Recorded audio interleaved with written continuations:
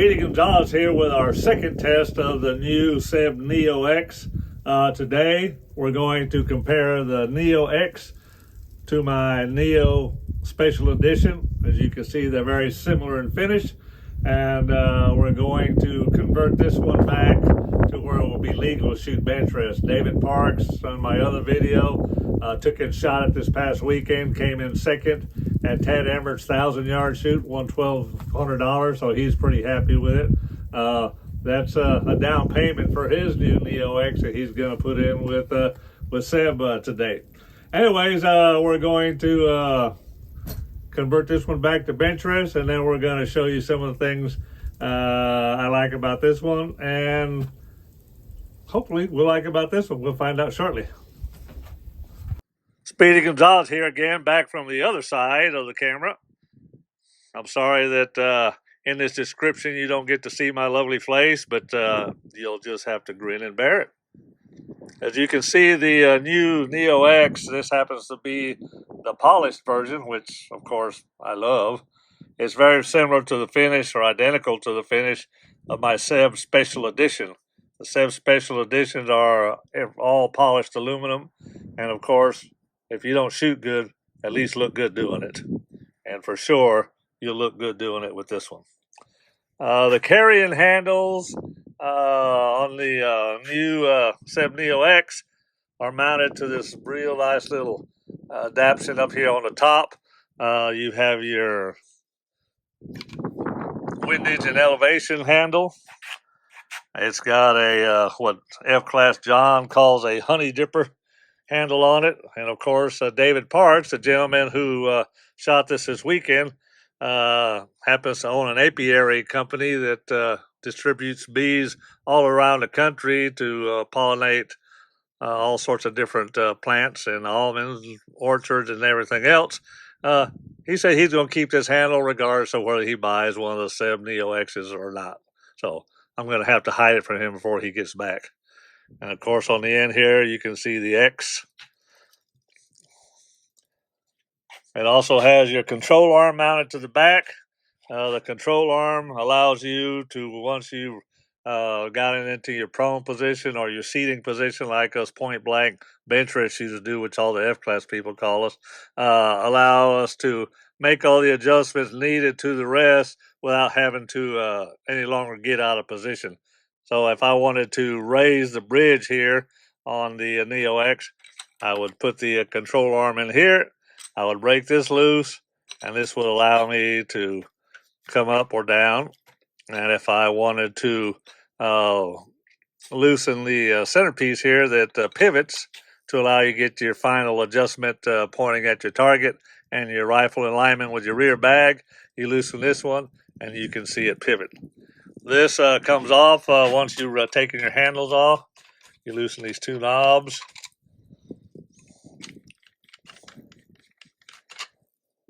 And you remove this. And you put your knobs back on. Try not to throw them on the floor. Don't tell SEB I did that.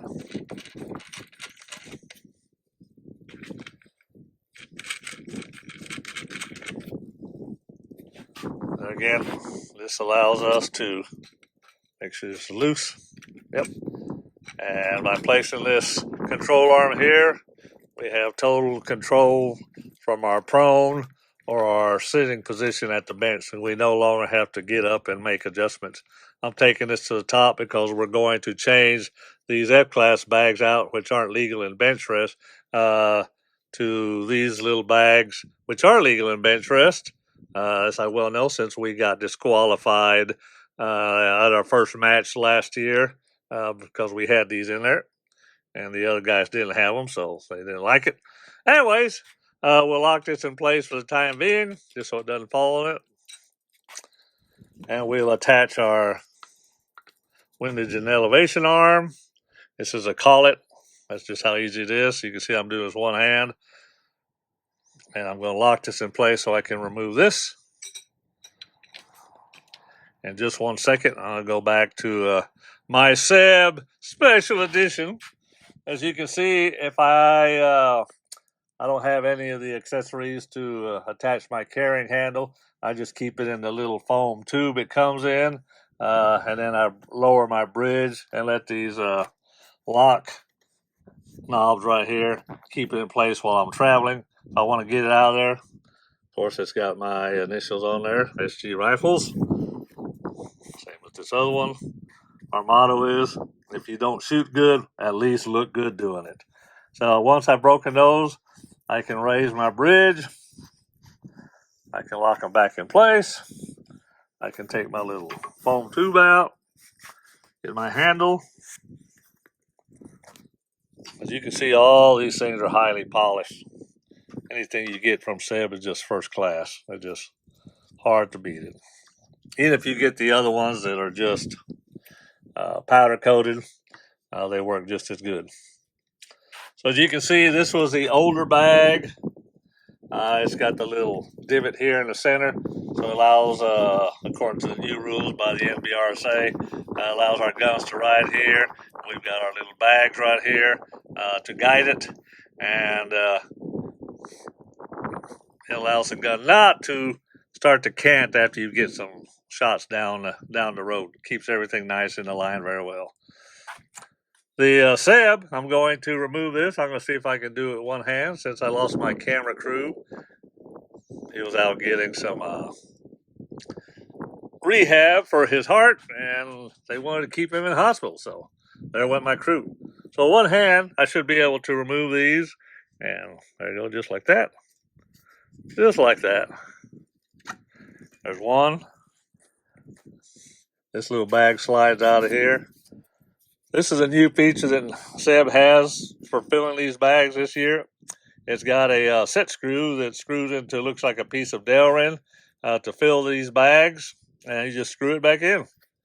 Very cool. These other ones, you have to take everything apart, the whole top apart, loosen all the screws, and by the time you get it done, it's usually midnight. So here again, look at this. It just slides right out of there, just like that. Oh, I'm sorry. I have a tension screw on the back of these tightened up. Or should I say Dave's got the tension screw tightened up. Now they should just slide out, just like that. 1, 2. And I'll put these other ones back in. Look how easy this is. Just slide this in, just like that. Get the other ones. Slide it in.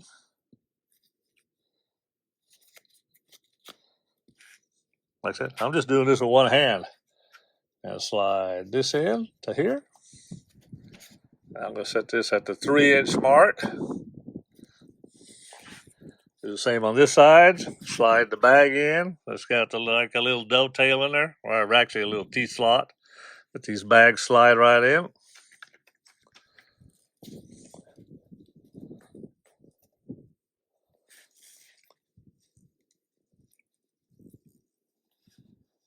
And just like that, we're ready to go.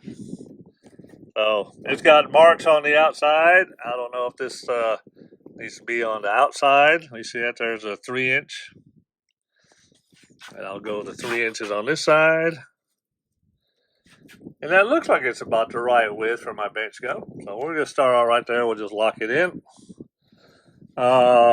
Here's the adjustable stop that SEB has. One thing in Benchrest that we don't like putting the gun up against a hard stop like this. As you can see on mine, it's got Velcro in it.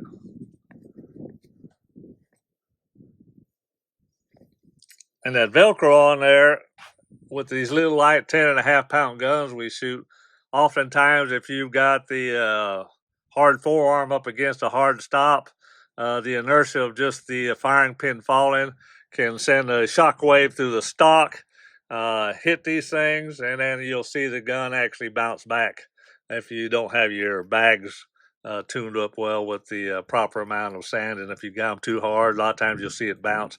So if you remember physics, it's taught by Isaac Newton, to every action there's an equal and opposite reaction. So if you send a shock wave down to the stock and it hits a stationary part, that shock wave wants to come back. And like I said, there's a potential for that gun to jump back. I don't know how critical that is when you're shooting a 16 to 22 pound gun in F class.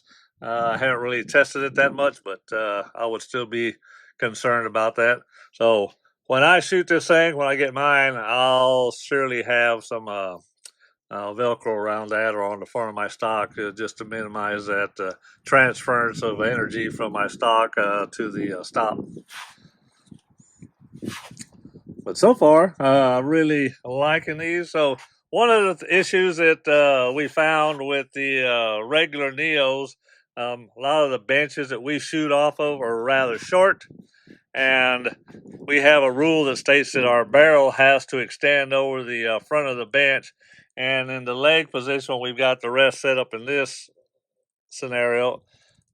We had a screw here, and then there was another one out here. We just cut the front of this off right here and then remachined it and made it look like that's the way Seb sent it to us.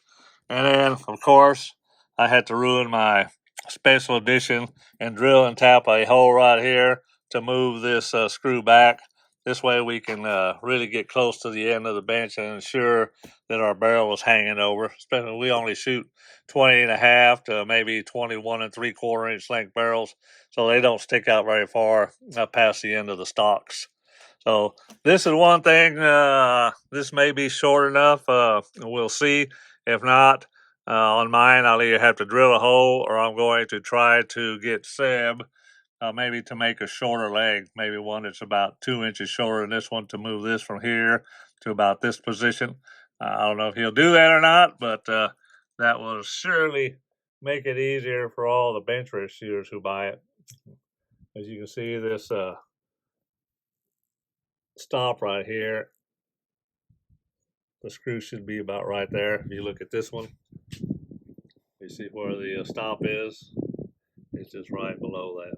So this one is set back quite a bit further than the one on that rest right there. So I'm going to talk to Seb about that. So far, that's the only thing that I would personally like to see from a Benchrest shooter's point of view. It may not be an issue. I don't know yet. I haven't shot off a regulation bench. Dave's bench is made to suit his needs and not as Benchrest shooters. The Neo has one level on it right here. Of course, your gun covers it up when you place it in the bags. The Neo has three, one on this side of the bags, one on this side of the bags. That's good whether you're right or left-handed shooter, and then one right underneath the bridge right there where you can see it regardless. So like I said, every time you put a gun in the SEB Neo, you cover it up, and if you use that, I don't. I go by how my gun is set up, and maybe the level on it. But there are a lot of people that like to see that their rest is level, and they make every effort to make sure that these bags run parallel with everything on there. But we'll try these new bags on this one, see if it's legal or not. I've been disqualified once, may be disqualified again. May have to see if I can put those bags into this rest. We don't know yet. Anyway, we're going to stop right here, and I'm going to, well, let's go. There's a couple of other things that I forgot about. I was so excited about the rest, I'm forgetting some of the stuff that we need to talk about. Right now, it's got the F-class feet taken off, and the F-class feet come in these beautiful little terry cloth pouches, and they screw on to the bottom of these, and then they're held in place with a set screw on. They're very well machined. I can see they've already been scratched up because F-class shooters like to throw $10,000 worth of equipment in the dirt. This one right here, you can see it's kind of slid out of position. I'll loosen this and push it back in. Get it? For Benchrest shooting, we're going to use these little stable feet that you can purchase at Benchrest.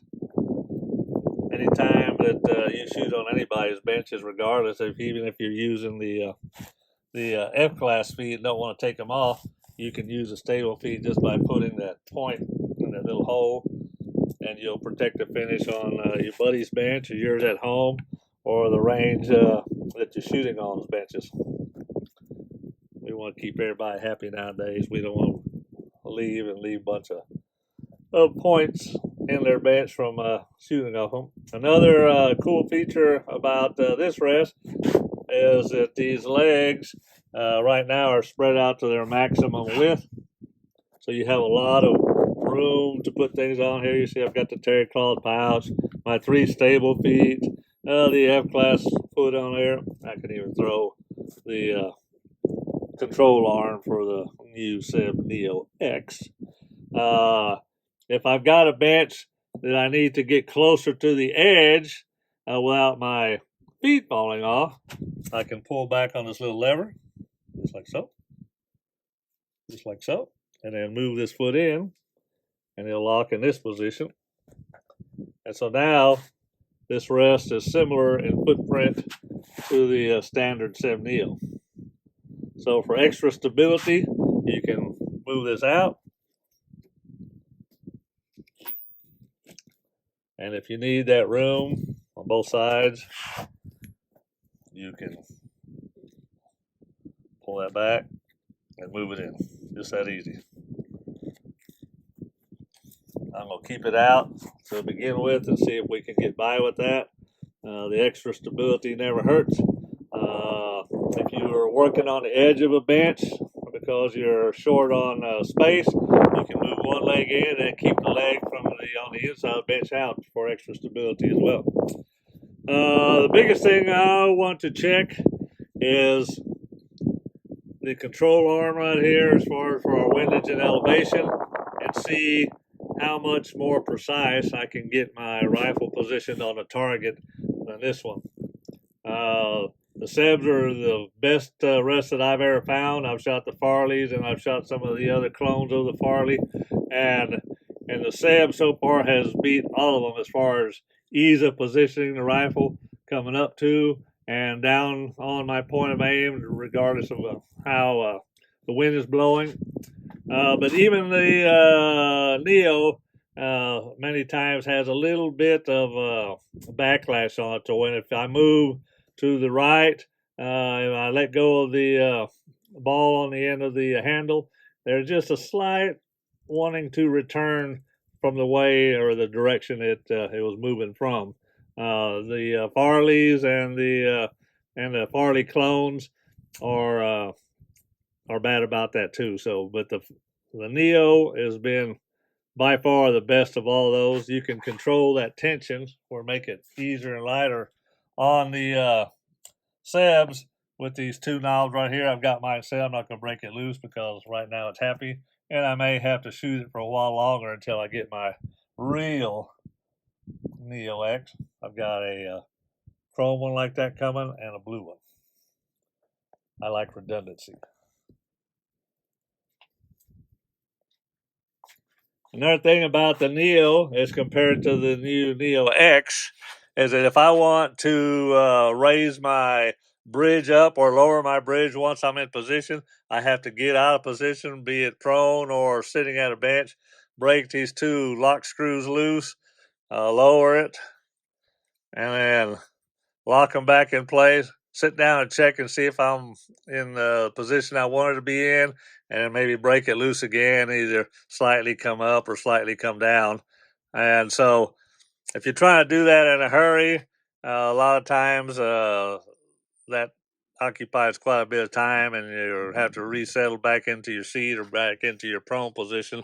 And again, that's one of the things I'm really looking forward to on the Neo, where I can be in the sitting position already, and if I want to come up or if I want to come down, I don't have to move out of my position. Same thing if I'm laying prone at the gun. I can just reach over, grab my control arm, move it up or down, and then lock it in place. I've heard you don't have to lock it in place, that you can leave this loose and just push down and it won't move. Whereas this one, typically if you push down it will. Well, that was right, holding pretty good. I've got these clutches adjusted pretty well on mine. I don't like having to get up and get all that stuff set over and over and over again. So I adjust those things to my liking. But anyway, it looks like they weren't kidding. I mean, I'm putting down probably 40 or 50 pounds of weight, and there's no movement whatsoever. Anyway, you can, like I said, once you adjust it, you can lock that in place if you so choose. If your bags aren't aligned with your rifle, that means that either the Delrin pieces with the dovetail on the back, or the ears of your leather bags right here aren't running parallel with the sides of the gun, or maybe it's bumping the stop harder on one side or the other. You can see that this is crooked because you can loosen this and you can slightly pivot the head of the Neo. In the old days, some of the other rests you'll see too, they used to have a large ring on the bottom that you would swivel the entire rest, similar to the new 21st century. But this one, like I said, it's just easy peasy. And lock that in place, and no more movement. So, gotta like it. The only other adjustment that you can do to this rest is to adjust the tension on your windage and elevation arm here. We'll do that after we get a few shots through it. So we'll stop there. I'm going to set up and get the gun in place, do a little bit of loading, and go from there. Speedy here again. Before I set up the gun to load, everybody wants to know how us Benchrest shooters load at the bench or outside in order to shoot outside. This is a real good setup too, not only for us Benchrest shooters, but for any of the F-class shooters or PRS shooters that want to develop a load on the outside. As you can see, we've got the little Fantic Next L1. This is a little digital powered screwdriver. I charged it once this year and used it all year long, and it still has two of the bars left, so I could go all year with one of this. With this one, I use the 21st century primer pocket uniformer. I use it more after we've uniformed the primer pockets, just to keep the carbon out of the primer pocket once we're reloading. We've got one of the little adapters here that you can buy with the nylon brush to brush the carbon out of the next one right prior to resizing. And it comes with all these little accessories, and it's got a little plug that you can just plug it into your computer or anything else you want to charge it back up. Like I said, I charged it once at the house this year, and I've never charged it all year long. And I've been to all our club matches, the state matches, the Gulf Coast matches, and it's still got power to work. My little Sinclair Arbor Press. We've got the bullets that I make, little 68 grain beauties right there. It won me a lot of stuff this year. This is the Speedy Ultra Bullet Seeder. It's got a micrometer head on it, Michitoyo, a half-inch micrometer head. The beauty of this bullet seeder, is that the pin that seats your bullets never ever comes out of the die, so it never develops any side play on it, and it keeps your bullets in perfect alignment. I no longer make these things because the friend that used to make my bodies for me passed away. So we looked at the Speedy Ultra Bullet Seeder that, like I said, I no longer make, but we do have directions on how to modify one of the new Wilsons to give you the almost exact same performance out of it. Of course, we've got the standard old K&M primer seeder.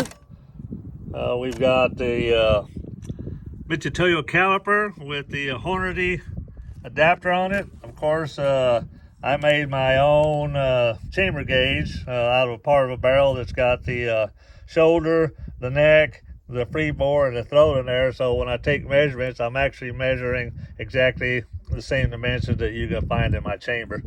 Also, if my turned brass won't fit in here, it's not going to fit in my gun either. We've got our Talent Cell batteries. That's what we use to charge or power the Charge Master 1500. It's housed in a D-Flight case We use these to keep the charge master out of the wind so that we can throw in the outdoors environment. These talent cells, this is a 6,000 milliamp talent cell. It'll power the charge master for about a week. The nice thing about the talent cell, we even use these indoor. We don't use the AC adapters. This provides direct current to the charge master, and you don't get that fluctuation variance from the AC current that you have at the house. You don't have to worry about the fluorescent lights or any other electrical devices when you use this. This thing works perfect on the outside. It throws virtually the same charge every time. This is the drop tube.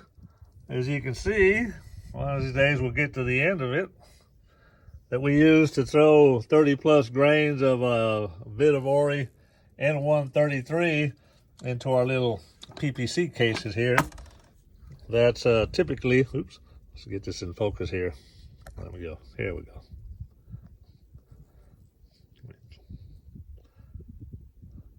But anyway, anything when you get past 29.5 grains, starts coming up the neck, and once you get powder that far up and you throw it real quick, it'll just overflow and come out and be all over the bench. That's never happened to me, but I've heard stories about it. This is our little cup that we got from, I think, Primal Rights. Of course, it's got the bling in it. Like we said earlier, if you don't shoot good, at least look good doing it.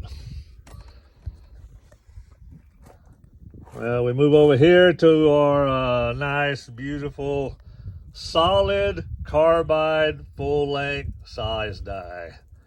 It's not just carbide bushings in there. It's a solid carbide die. You can almost not use any lube at all on it. The brass, after 4 or 5 sizings, comes out beautiful. Almost looks like it's been polished. It's a custom press to house it. This is the Speedy case trimmer. It's got a beautiful carbide blade on it. Will never ever get dull unless you run it backwards, which I tell people not to do. There's only 2 of these in existence. Chris Covell has the other one. Was in John Lowe's possession, but he passed on, and Chris Covell was the inheritor of that one. One of these days when he's not looking, he may not own it, and I may own 2. Anyways, this is what we use to reload at the bench for either Benchrest matches or our load development. The beauty of it is we can do everything right here in basically the same temperature, humidity, environment, wind conditions, instead of seeing something that looks like it's going to work and then go home, reload, bring it back to the range. They have a different temperature, different humidity, and you know, a lot of times you'll pass up the best load because it won't shoot as good the second time. So anyway, we're going to get back to our bench. You can see the conditions on the range are starting to pick up a little bit. We're not too concerned about groups. We're trying to be more concerned about the function of the new SEB NEO-X, which, I don't know, I might just have to keep that thing. Look how beautiful that is. SEB, I hope you got mine coming. Bye. That's all. Well, we've got some rounds loaded. I've got my Bat 3L in the Scarborough stock set up on the NEO-X. We're going to put a few rounds through here. I left the adjustments a little bit rough so I could adjust it from the sitting position as if I were in a rifle match. And we'll see how easy the adjustments are, and if there's anything that I would hope for in the future.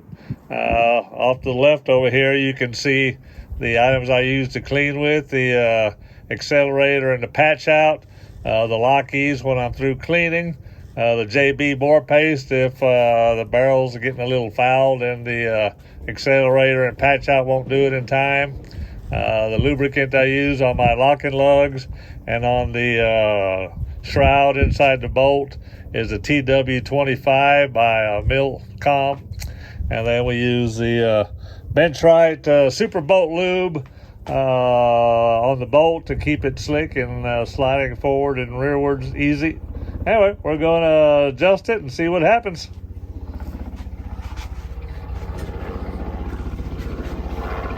As you can hear, there's a helicopter flying over right now, so hope it doesn't disturb us too much.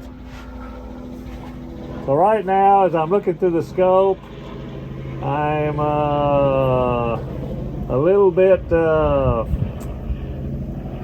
too low, so I'm going to take my control arm, break the bridge loose, come back over here to the other side and make a minor adjustment.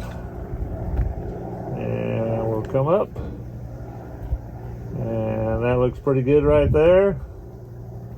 And we'll lock it back in place.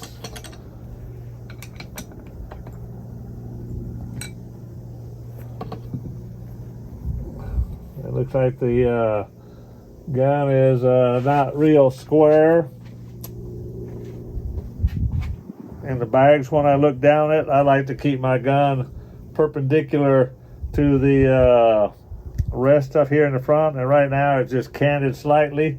It looks like it's trying to touch one of the stops more than the other, so we'll adjust that again from the sitting position. Break that loose, swivel my head slightly.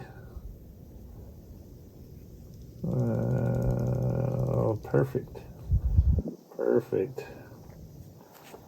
Tighten it back up, making sure it doesn't move. There you go. I can adjust everything from the sitting position, other than when I got up just to take a look right there. I said I would do that before I sat down anyways. And now we're going to check for the movement on the target, make sure there's no stickiness on everything. Right now, I'm just going to dry fire a couple of times. Kind of get used to it.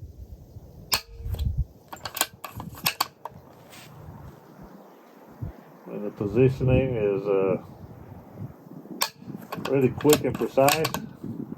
I don't feel any of the backlash like I typically do with my other. When I let go of it, it'll typically move in the direction it came from.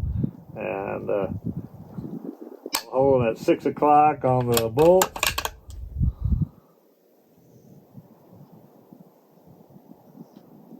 Yeah, I can let go of it and it just holds in the spot I'm putting it. Beautiful.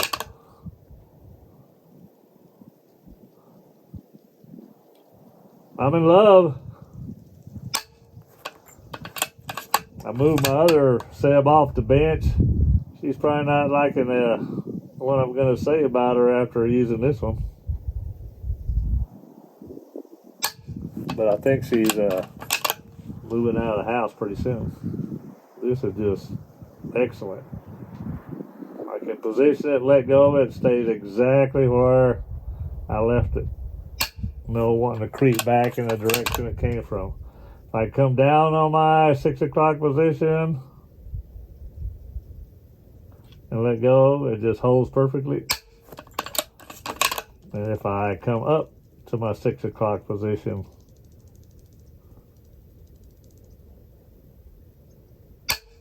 holds perfectly.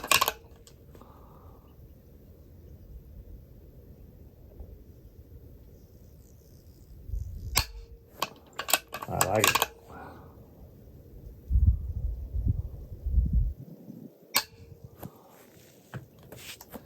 So if you can hear, the only thing I don't like, and then again, I take care of that with the application of Velcro to those stops.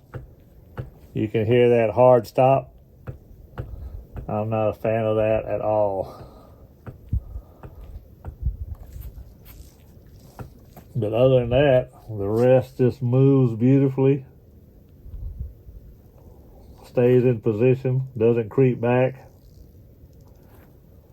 There's often times where we want to just fudge inside the bullet hole that we've just shot, and you don't want to fool around too long and lose your condition. So if you've got a joystick style rest where the ball wants to move back away from where you positioned it, or you have to hold it there, after you do that for an entire day, you get tired of holding that position. And if you move slightly in the process of firing the gun, you wonder why that shot went out. It's usually you. I'm going to shoot a few rounds. I'm going to turn my phone off because I don't want to blow the microphone out like I did the last time I tried this. So I'll shoot a few groups. I'll turn the phone back on, and I'll let you know how it worked through some actual firing. Another thing that I like to do that I will explain in a video later. Let's see if I can bring this phone over here. Is if you'll look, that rest is angled slightly up. That allows my forearm to rest just on the front of the bag instead of the entire bag. A lot of time with these joystick style rests, when you're doing your sighting in, everything, your gun is perfectly flat on the bags, but when you move your joystick up or down, the relation between the forearm and the bag changes, and you get a different release, and it can cause your shots to either go high or low because of that. So as a result, I'll raise my front leg, causing my forearm just to ride on either the front or the rear of the bag. In this position, when I raise it up, the front comes up, the forearm or the front of the bag comes up, and the gun just rests mostly on the front of the bags. Anyways, we'll take a few shots and we'll come back. That's all. Well, we just wrapped up shooting at 100 yards. The conditions were kind of tricky out there. As you can see, the wind's blowing pretty hard. You can see the big windsock up there. And maybe way off in the distance, you can see the flags on the F-class range that belongs to my buddy here, David Park. It's just kind of screaming out there today. Regardless of that, the rest functioned flawlessly. There's nothing I can say bad about it whatsoever. There's one little modification that I would like to see SEB make for me. As I mentioned earlier, we shoot very short barrels, and if you look at this one, when the gun comes back up to battery and the front of the rest is flush with the front of the bench, the barrel just barely clears the front of the bench. If SEB would indulge me and make a shorter front leg or rear leg, I guess depends how you have this thing set up, and move this back to about the position of where this screw is, that would just make it perfect, and nobody would ever have an issue with any of their Benchrest guns with their barrels not hanging over the front of the bench. After I made my adjustment to the tensioning screw here, this thing just worked flawless. Whoever was shooting this before had it set up pretty tight, I guess, for F-class or maybe some long-range Benchrest shooting. But this allows you just to position this gun exactly where you want it. It just moves so smooth. There's no backlash in it, whether you come down or come up to position or come up from the side, and you can actually let go of it and it doesn't move. Where almost all of my other rests have a little bit of backlash. I don't care how much you try to adjust those things, it just there, and a lot of times you just have to hold this thing in place so it doesn't move and induce that backlash back into your group. So this one right here, I was able to move over, hold it in place. I even shot one group that was probably about a 1/4 inch down there in that wind, letting go of this thing. The other group I shot with it was probably about a 190 to a 210. And like I said, that was just moving this over and just slightly keeping my hand on it. I'm still a doubting Thomas and just can't let go of it to really shoot groups to suit my needs. But everything that SEB has ever made so far has just been a beautiful workmanship and craftsmanship.